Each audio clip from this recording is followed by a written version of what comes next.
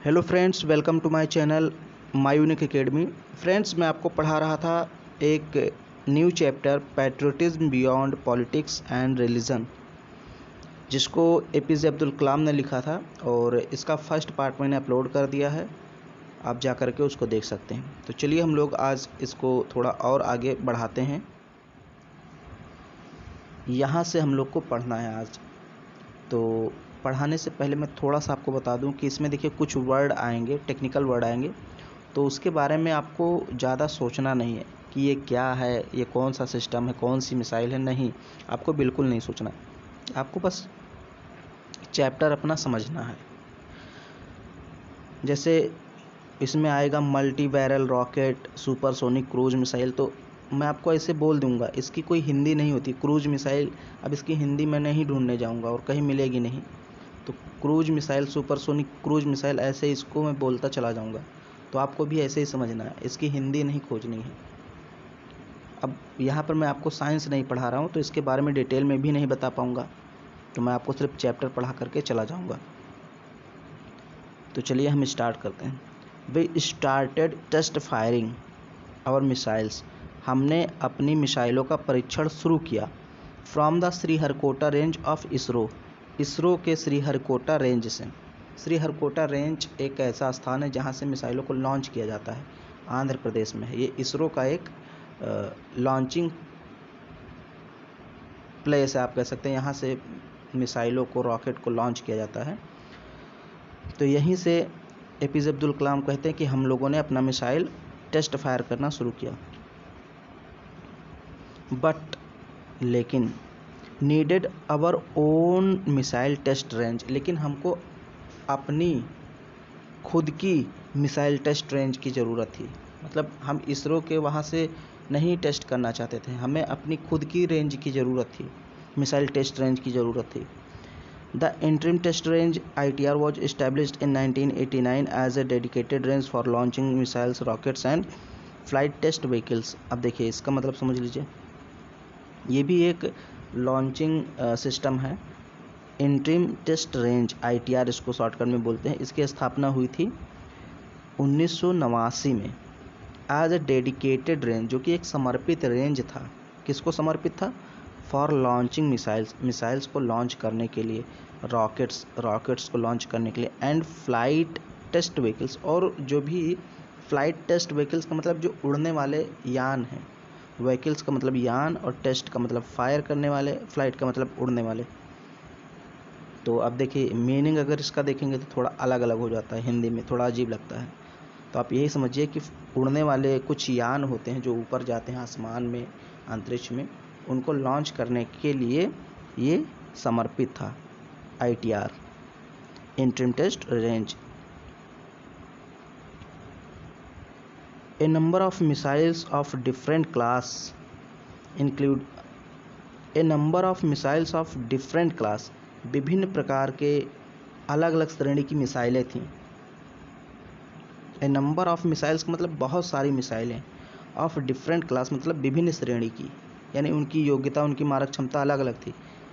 Including जिसमें शामिल थी, अब देखिए मिसाइलों के नाम बता रहा है। द मल्टी रोल त्रिशूल, मल्टी रोल मतलब जो एक साथ कई भूमिका अदा कर पाए। त्रिशूल मतलब एक ऐसी मिसाइल है जो आसमान में भी उड़ सकती है, ज़मीन पर भी मार कर सकती, पानी में भी मार कर सकती। तो मल्टी रोल मतलब कई रोल हैं, इसकी कई भूमिकाएं हैं। तो ये त्रिशूल मिसाइल हो गई। एक है मल्टी टारगेट कैपेबल आकाश, मल्टी टारगेट कैपेबल आकाश, ये भी मिसाइल है। एंड मल्टी टारगेट मतलब कई उद्देश्य को टारगेट करने वाली।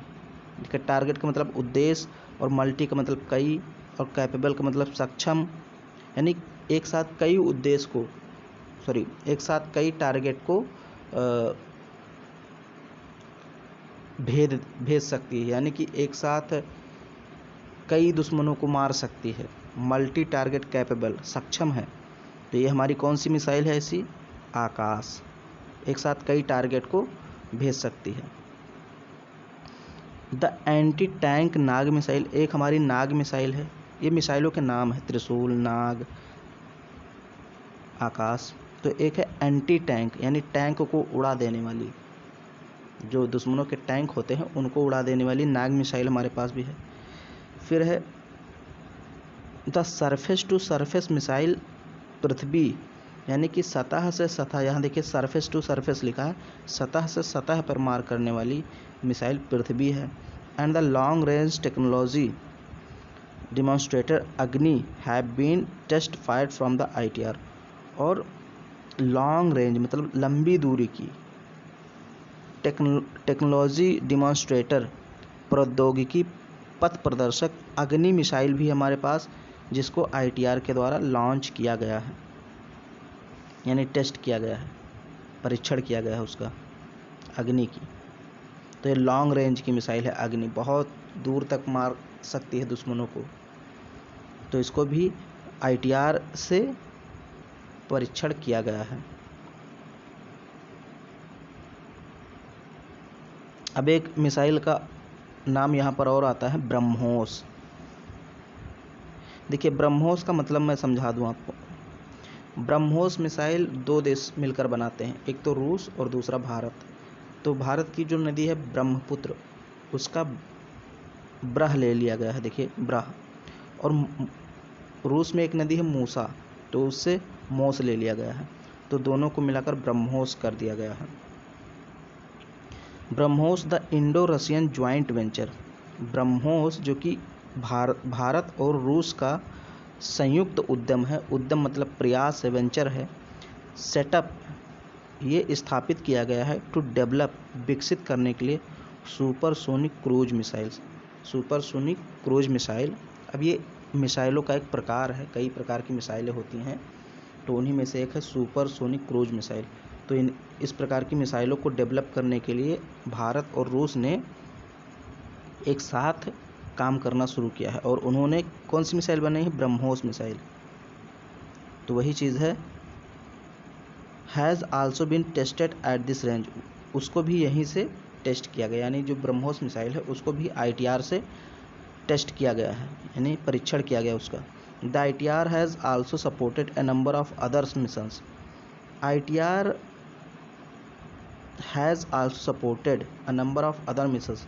ITR अन्य मिशन को भी सपोर्ट करता है, such as testing of the multi barrel rocket launcher Pinaka. जैसे एक मल्टी बैरल रॉकेट लॉन्चर है पिनाका, उसका नाम क्या है?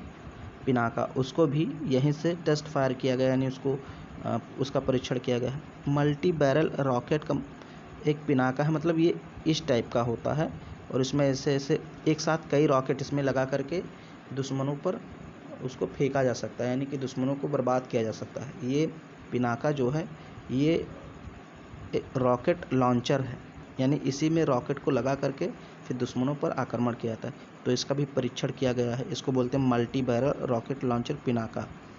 इसका भी टेस्ट किया गया यहीं से ITR से। And the pilot less aircraft लक्ष्य, और एक हमारे पास एयरक्राफ्ट है, उसका नाम है लक्ष्य। वो पायलट लेस है, यानी कि उसमें पायलट नहीं होता, बिना पायलट के ही वो जो है कि एयरक्राफ्ट यानी कि जो विमान है वो उड़ता है। एक ड्रोन टाइप का है, आप कह सकते हैं, छोटा सा रहता है, तो उसमें बिना पायलट के ही उसको कंट्रोल किया जाता है। तो उसका भी परीक्षण किया गया यहाँ से।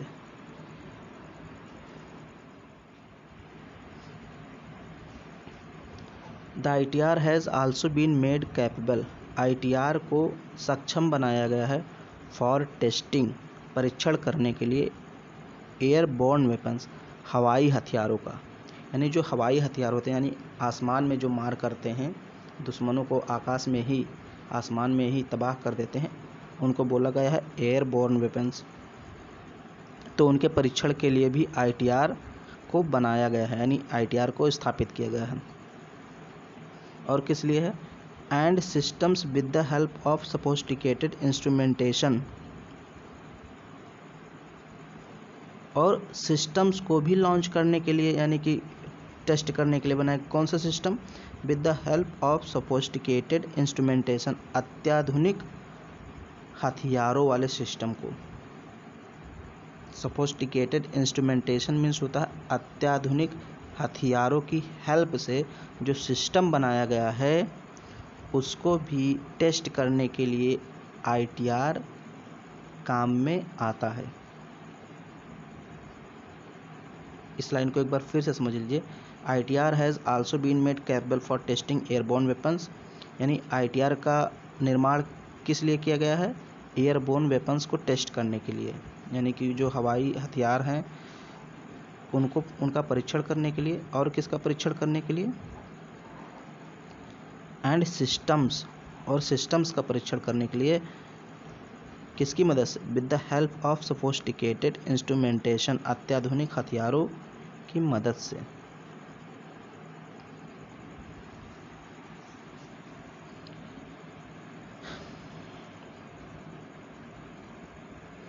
थ्रस्ट एरियाज इंक्लूड, अब देखिए कुछ महत्वपूर्ण एरिया होते हैं, क्षेत्र होते हैं, उसमें कुछ मिसाइल्स या एयर डिफेंस सिस्टम तैनात किए जाते हैं।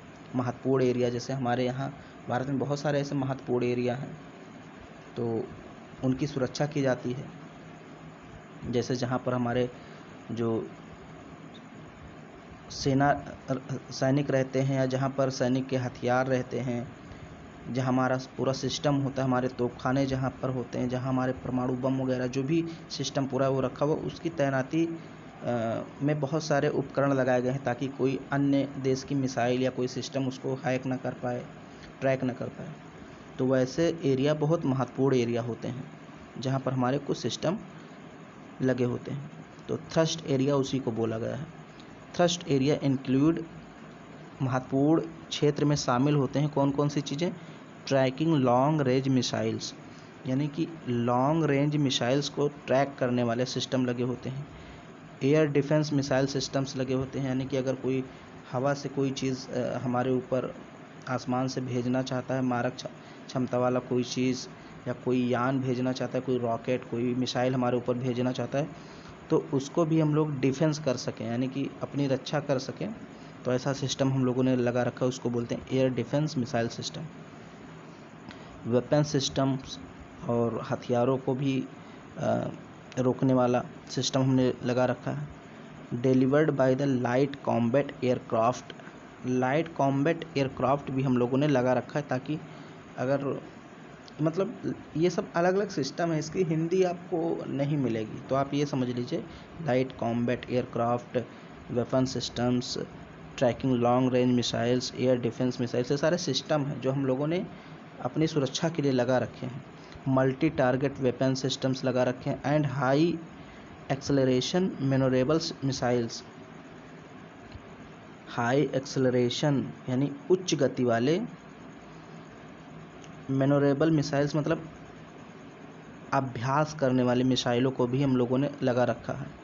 मैनोरेबल मीन्स अभ्यास करने वाले, और मिसाइल्स तो आप जानते ही मिसाइल। एक्सेलरेशन मतलब गति, हाई मतलब उच्च, यानी उच्च गति वाली कुछ मिसाइलें भी हैं जो अभ्यास के टाइम काम आती, उनको भी हम लोगों ने लगा रखा है। ये देखिए, ये हो सकता है आपको थोड़ा सा यहाँ प्रॉब्लम आई हो इन सारी चीज़ों में, क्योंकि यहाँ पर बहुत सारे टेक्निकल वर्ड्स हैं, तो इसकी हिंदी मैंने शुरुआत में ही बताया था कि थोड़ा अजीब लगता है, हिंदी जल्दी इसकी मिलती नहीं है, तो इसको आपको इंग्लिश में ही समझना पड़ेगा।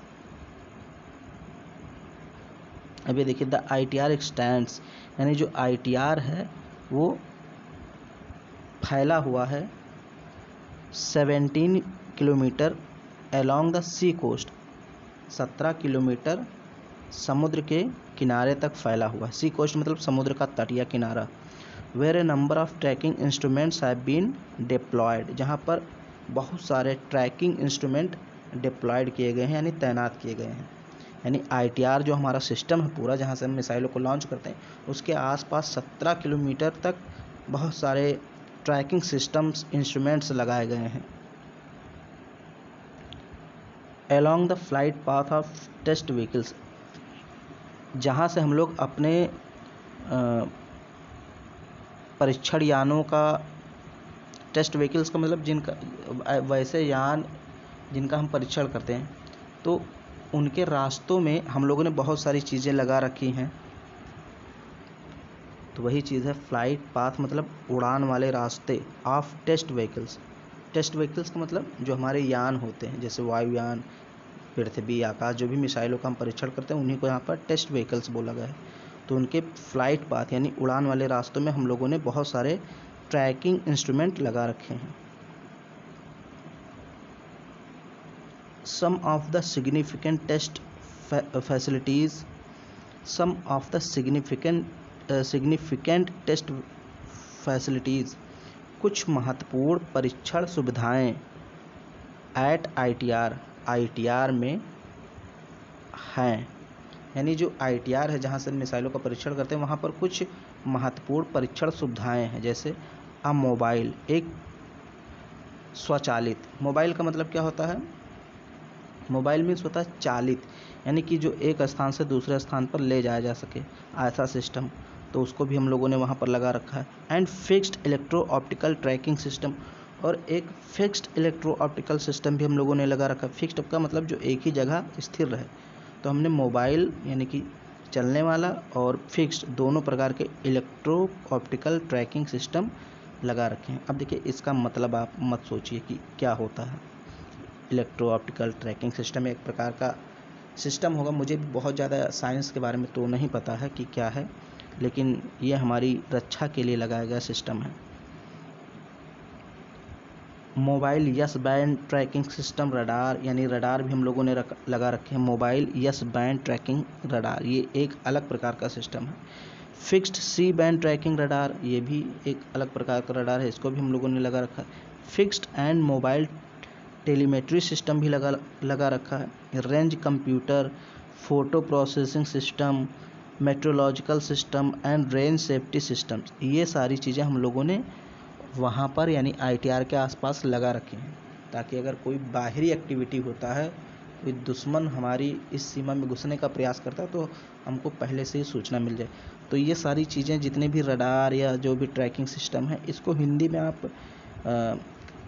कन्वर्ट करने की कोशिश करेंगे तो इसके नाम बहुत अजीब आएंगे, तो इसको आप ऐसे ही समझ लीजिए। An expert system has been developed, एक विशेष प्रकार का सिस्टम डेवलप किया गया है, विकसित किया गया है फॉर एडिंग, सहायता के लिए, सेफ्टी डिसीजंस, सुरक्षा निर्णयों को, यानी सुरक्षा निर्णयों में सहायता देने के लिए, ड्यूरिंग लॉन्च के समय, यानी जब हम किसी चीज़ को लॉन्च करते हैं टेस्ट फायर के लिए, परीक्षण के लिए, तो उसको उसके सुरक्षा निर्णयों में सहायता देने के लिए हम लोगों ने एक विशेष सिस्टम डेवलप किया है। The ITR is slowly, ITR जो है वो धीरे धीरे बट श्योरली, लेकिन निश्चित रूप से ग्रो कर रहा है, यानी विकास कर रहा है into a world class range में। यानी जो हमारा ITR सिस्टम है, जहाँ से हम सारी चीज़ों को लॉन्च करते हैं, ये धीरे धीरे ही लेकिन निश्चित रूप से ये विश्व में अपना स्थान स्थापित कर रहा है, बना रहा है।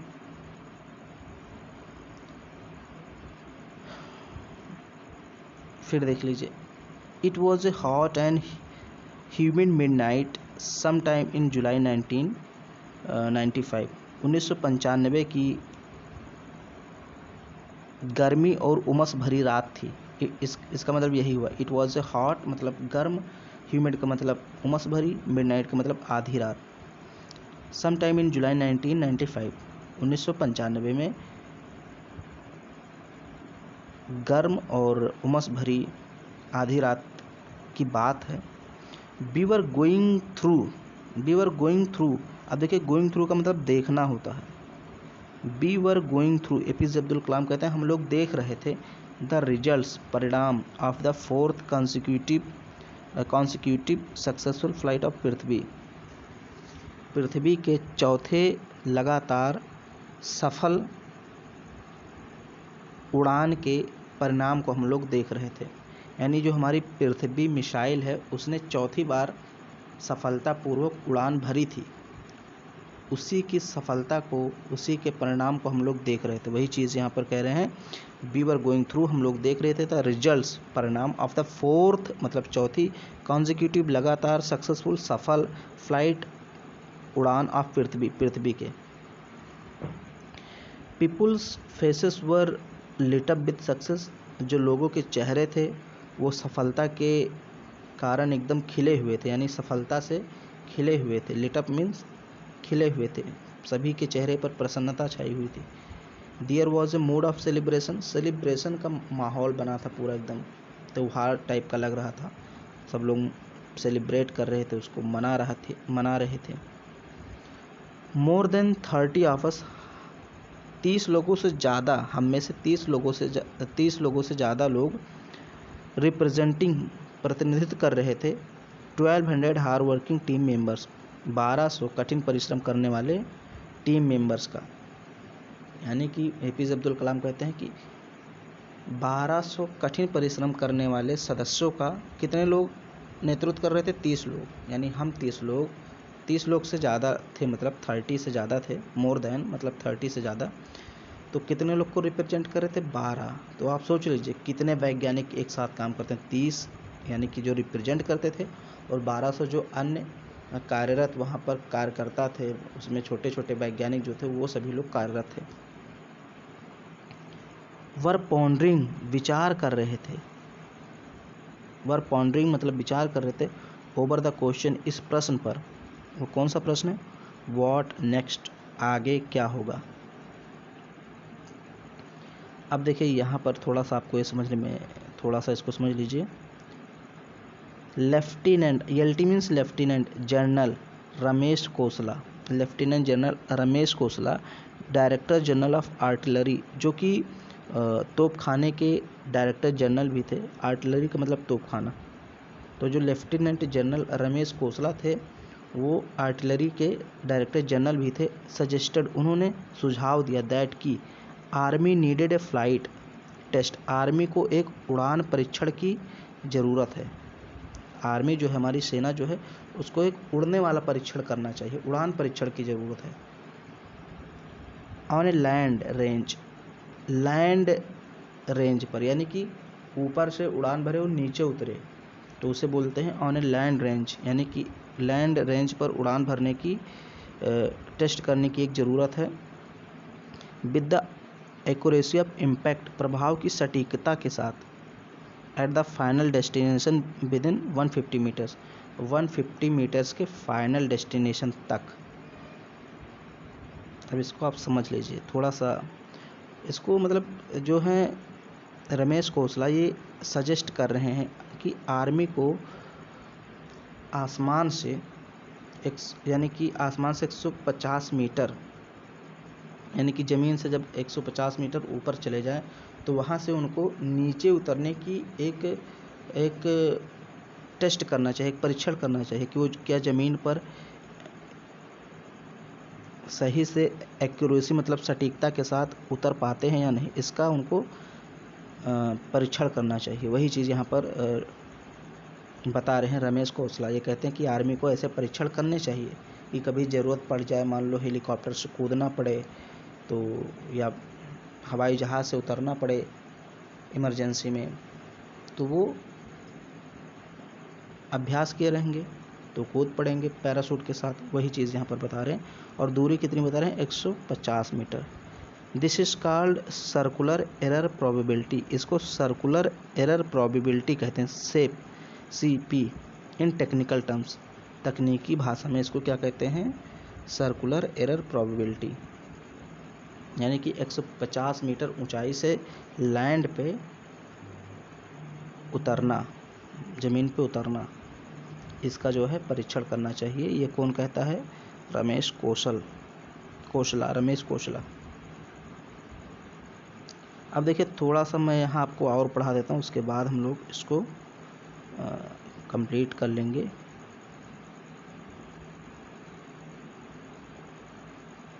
ये देखिए,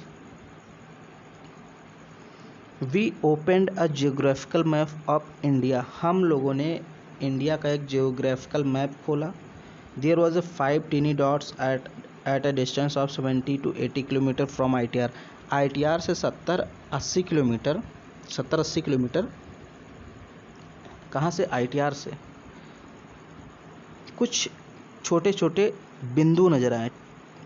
कितने बिंदु थे? 5, यानी 5 टीनी छोटे छोटे डॉट्स का मतलब बिंदु।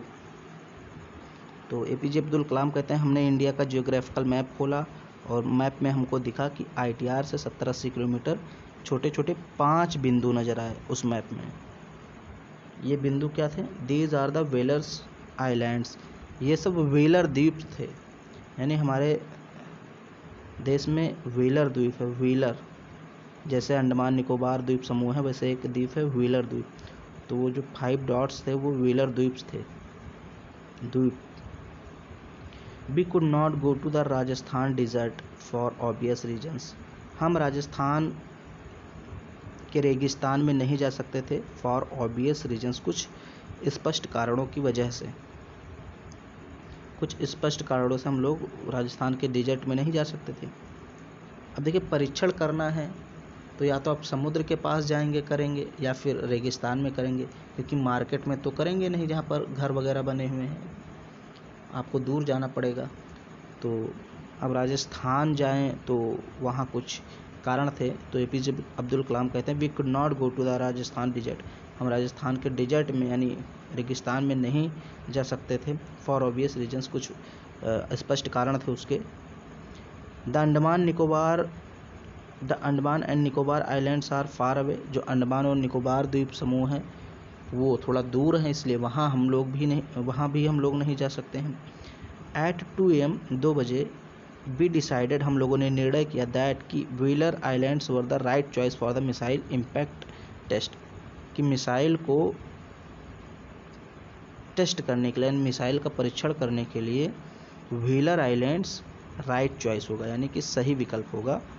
हम लोगों ने 2 बजे इसको डिसाइड किया कि ठीक है, व्हीलर द्वीप पे चलते हैं, वहीं पे हम लोग परीक्षण करेंगे।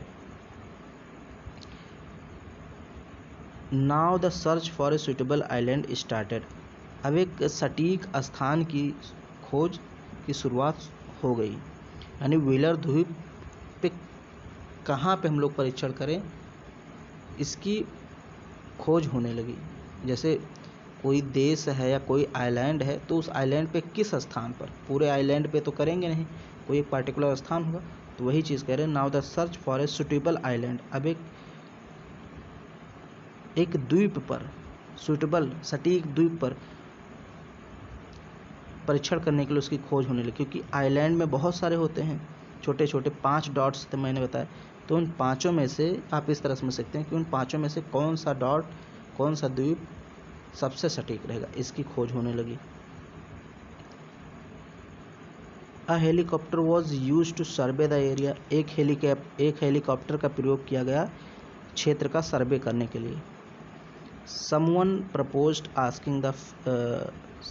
प्रपोज, किसी ने सुझाव दिया, प्रपोज किया। आस्किंग द फिशरमैन से पूछने के लिए।